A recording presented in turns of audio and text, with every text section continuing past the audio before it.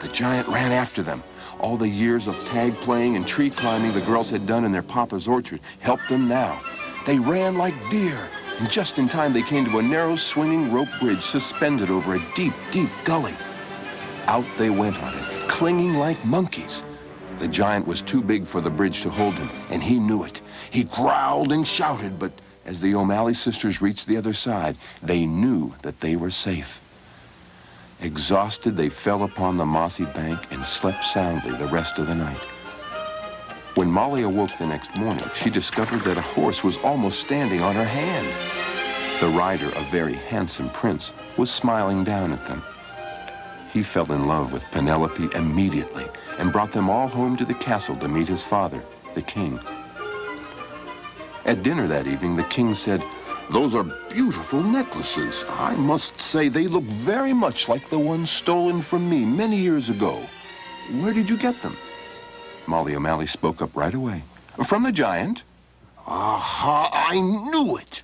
But how did you get them away from the giant?" "I tricked him." "You? You tricked the giant?" Well, Molly explained how she had switched necklaces with the giant's daughters. "You are a clever girl. Now tell me, did you happen to see a sword in the giant's house? A sword with a handle of ivory and rubies?" "Oh, yes, the giant keeps it hanging beside his bed." "Oh, I knew it. He stole that too. You wouldn't consider—" "I'd be glad to get it for you," said Molly, guessing what was on his mind. "But on one condition. Your oldest son has fallen in love with my sister Penelope. If you will let them marry, I will bring your sword." "Oh, please say yes, Father," pleaded the prince. When the king agreed, Molly said to herself, "Well, things are working out just fine." So that night, Molly returned to the giant's house. She remembered that a vine grew up to his bedroom window. When she got there, she tied up her skirts and, like a cat, climbed the vine and peeked in.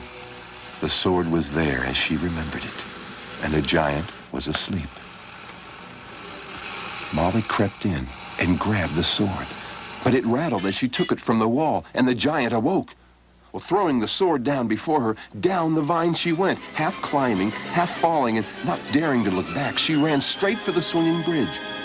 There the giant caught up to her, but when he grabbed at her waist, he only got the apron string, and the apron came loose in his hand. He bellowed after her like an angry bull, but Molly was safe on the other side. She fell to the ground and slept until a noise awakened her. Molly looked up. Another handsome prince stood where the first had appeared. "That's my father's sword. How did you get it?" Well, she told him on the way back to the castle, and all about her sisters and their adventures. When this young prince met Sister Sally, Molly could tell he liked her right away. Well, thought Molly, things are working out just fine. Now the king was making plans for his oldest son's marriage to Penelope. "I have the family ring which I want my son to wear in marriage." But when the king opened the royal ring box, the ring was gone. Well, immediately he sent for Molly O'Malley. "Molly, did you notice a ring on the giant's finger?" "Oh, yes, Your Majesty, a gold ring with a single green emerald. The giant wears it on his little finger." "That's it. That's my ring." "I'll get it for you, but on condition that your second son marry my sister, Sally." The king agreed. So that night, Molly climbed into the giant's bedroom again and found the giant sleeping.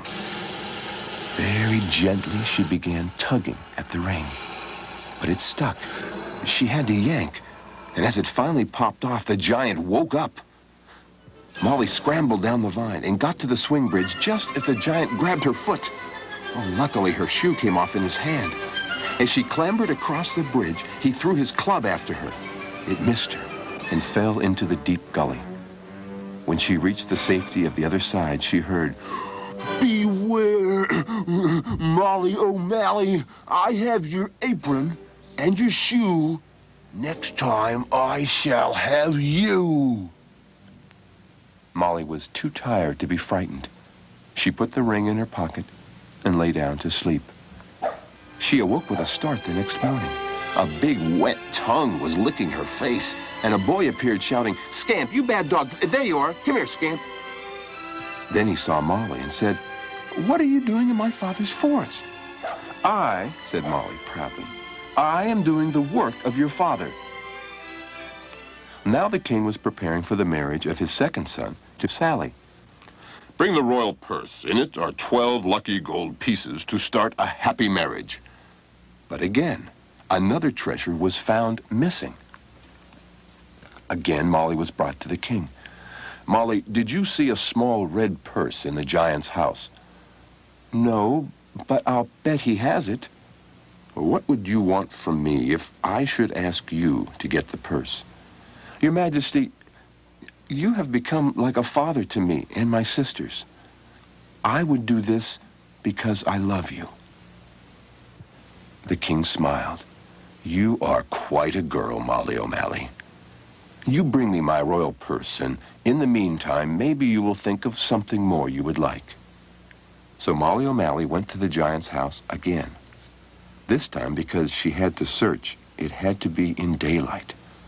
Well, fortunately, nobody saw her climb the vine. Then she crept around, looking in drawers, and closets, and pantries. Finally, under the giant's pillow, she found the purse. She slipped it into her pocket and climbed down the vine, right into the arms of the giant. Molly's apron, Molly's shoe. And now, Molly O'Malley, I have you. Oh, Smarty O'Malley, tell me, how much should I punish a bad girl like you be? Well, Molly thought fast.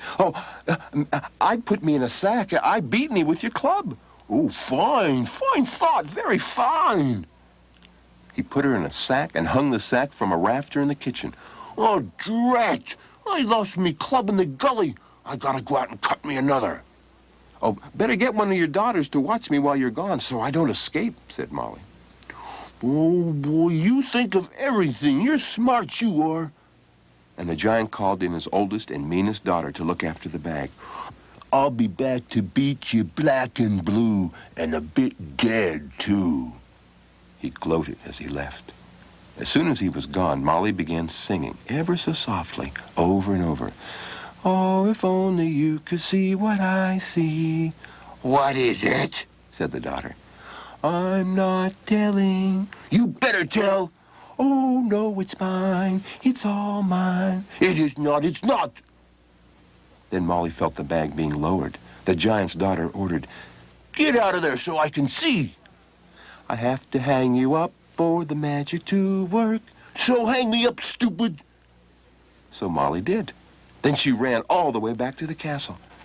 Well, out of breath, she handed the purse to the king and nearly fainted with exhaustion.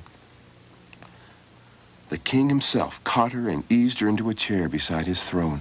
How brave you are. Molly smiled. "Your Majesty, you said you wanted to do something for me.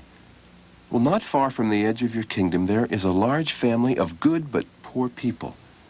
2 of your sons have married young women of that family, so you know it's a good family. If you would bring them here to work and live, I would be the happiest girl in the world." Of course. Anything you wish.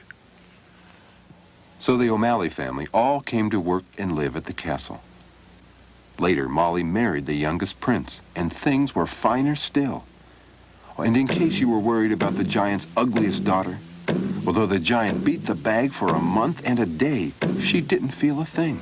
She was just like her father.